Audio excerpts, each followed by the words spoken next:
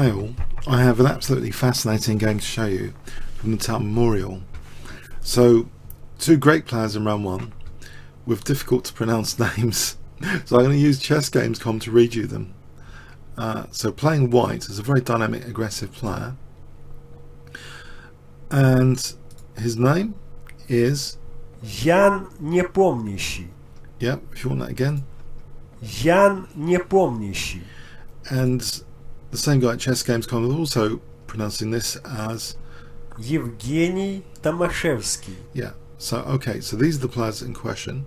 It was a Scotch game, which is actually rather topical.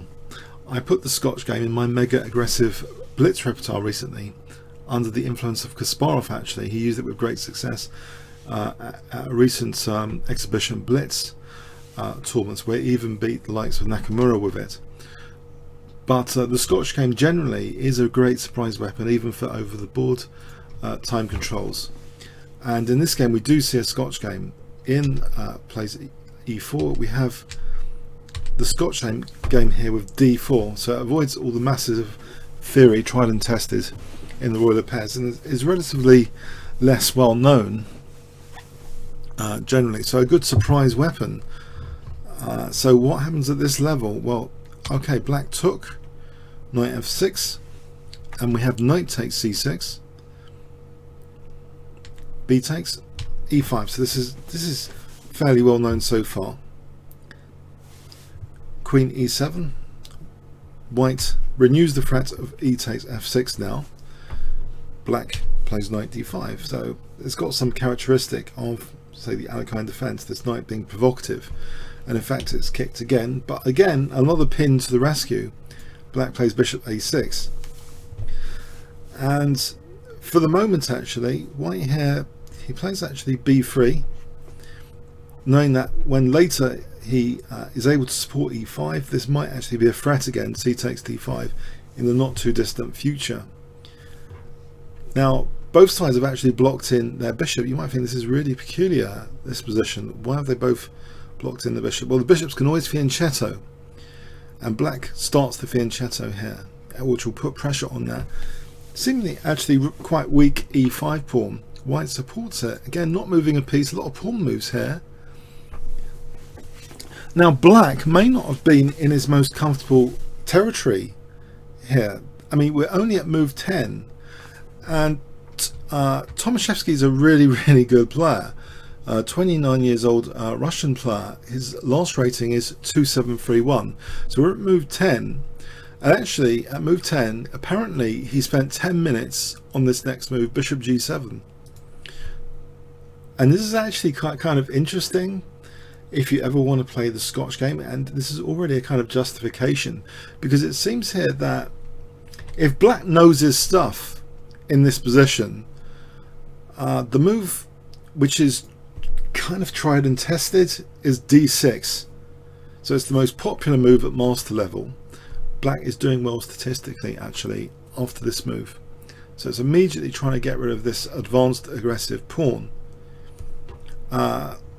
So for example, queen f2, which unpins here and renews the c takes d5 threat. Knight going back using this older pin. Bishop a3. Here, queen e6 unpinning, and black has got loads of pressure on e5, and what happens here usually is bishop e2, white lets that pawn go to disrupt black castling like this, where there's some compensation for white's sacked pawn, but black is theoretically doing okay here. So this is why this is quite a popular line actually, because it's forcing white to go in this kind of virtual gambit here. Well, actually this gambit here of a pawn where, okay, black's forfeited castling rights, there's compensation, but there's chances for both sides. So at move 10, yeah, there was 10 minutes of thought, which we can pick up move times because some sites like ICC, they relay the games in real time, and you can check out a thing called S moves, and you can see actually in this game black, we can probably deduce black was not in his greatest comfort zone, which is really great news for all Scotch game enthusiasts checking this particularly key game.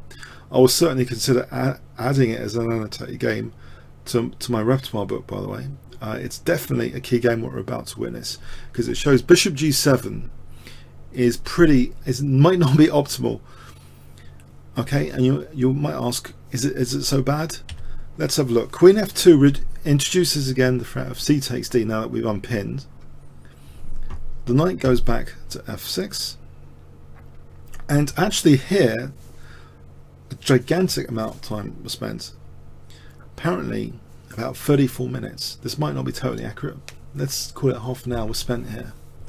There are some very, very interesting lines here, because it looks as though white is breaking quite a few rules in this position. Notably, there's a loose piece here. The king's still in the center. All these pieces hadn't developed. White's just been moving his queen and pawns, basically, if you look at it. So why isn't there some smash through tactics on the rook on e1 on a1 using the king not castled? Because it's difficult, because the black king hasn't castled yet. Black's really got to address this actual concrete threat. Now, instead of knight f6, knight b6 is an interesting alternative, which has been seen before. This might be okay. Other tries are not so great, but knight b4 is also something which can be potentially a very, very interesting move, introducing tactical ideas.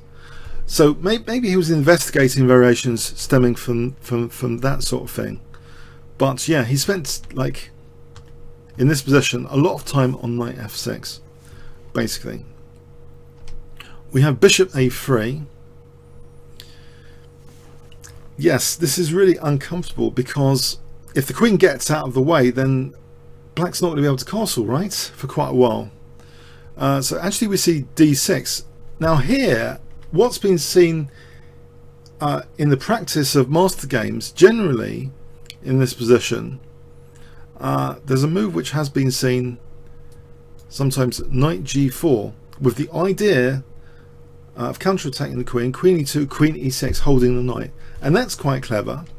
Our engine friends have another idea about this position, which is absolutely mental, which hasn't been tested before in master practice. But even so, this move here, it's mental, but it still leaves white with an edge. Like knight g4, it's attacking the queen for sure. If queen f3, knight c5, so this position is going to be okay for black, blocking that pin. And in blocking the pin, then also d6 can be played later. On queen e2, that runs into queen h4 check, and then we've got knight takes g3 and queen takes h1, and white's not doing very well, black's doing well. So this is a really tricky move. Queen e3,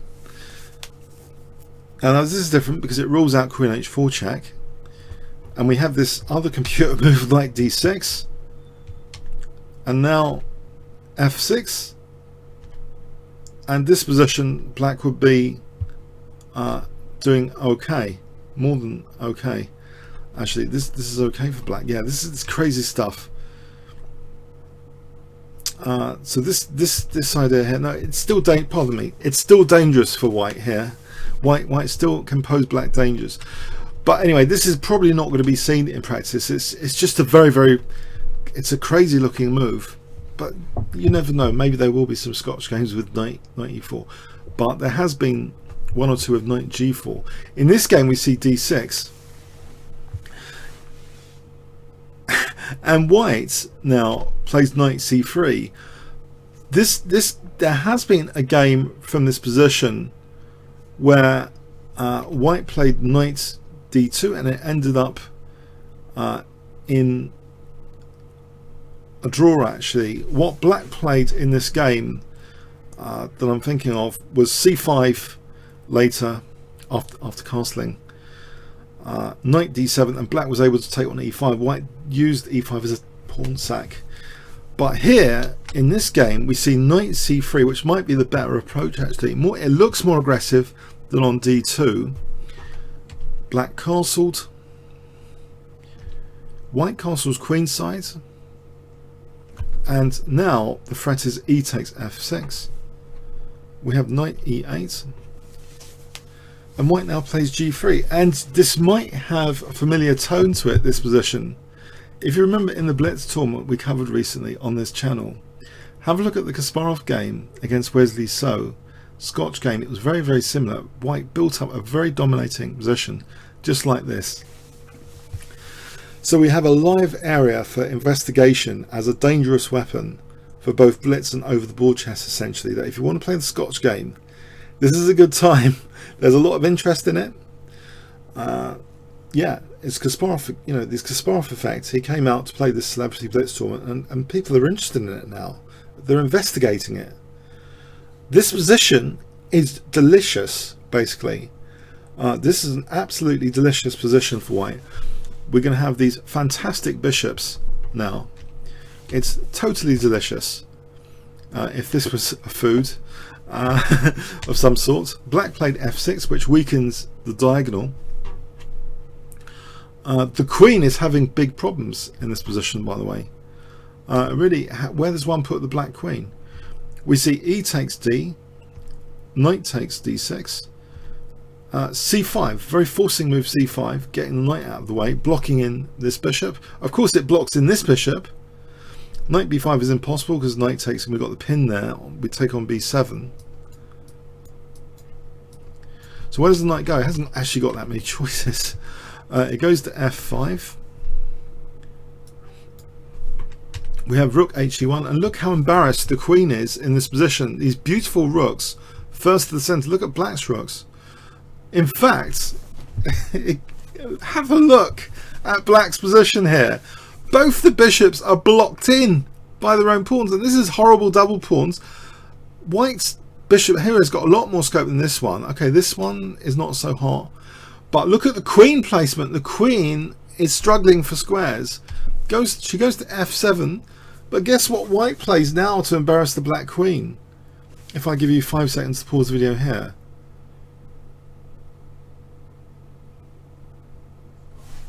Bishop f1, simply with the threat of bishop c4. It's truly been a total disaster, this whole opening sequence, because black played bishop g7 instead of d6. If you get this position with white, that is just an incredible achievement against the 2700 plus opponent. Yeah, just earlier it was a massive, just massive edge for white. Rook fd8 was played. White took. He could have equally played bishop c4. He's going to be winning the exchange. Black has to play this horrible move. White can take the exchange or just play calmly again and just celebrate. He's going to take the exchange at his own leisure here. Black resigned here. 23 moves.